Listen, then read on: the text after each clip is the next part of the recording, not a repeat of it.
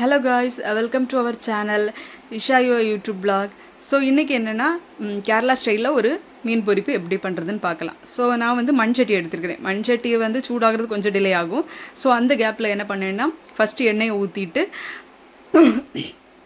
மஞ்சப்பொடி, மிளகாப்பொடி, பெப்பர் இது மூணையும் போட்டு நல்லா அந்த எண்ணெய் கூட இந்த மசாலா வந்து வேகணும். ஸோ இது நல்லா வெந்ததுக்கப்புறம் நான் வந்து ஒரு 3 பல் பூண்டு வந்து சதைச்சி வச்சுருக்கேன். ஸோ அதை வந்து இந்த எண்ணெய் கூட நம்ம ஆட் பண்ணணும். அதுக்கு பிறகு ஒரு 5 பல் சின்ன வெங்காயம் தான் இதுக்கு ரொம்ப நல்ல டேஸ்ட்டாக இருக்கும்.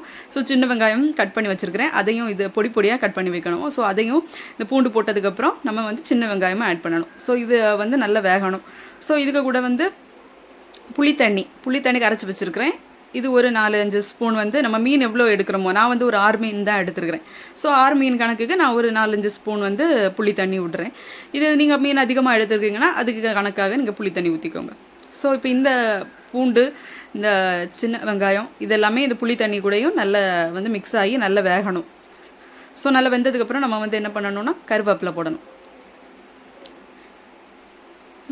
இப்போ இந்த மசாலா நல்லா வெந்ததுக்கப்புறம் தான் நம்ம என்ன பண்ணணும்னா மீனை வந்து இதுக்குள்ளே ஆட் பண்ணணும். நான் வந்து சாலை மீன் எடுத்துருக்கிறேன். இப்போ சாலை மீனை வந்து நீள வாக்கில் நான் வந்து கோடு போட்டு வச்சுருக்கிறேன். ஏன்னா அந்த மசாலா வந்து அந்த மீனுக்குள்ளே நல்லா பிடிக்கணும்.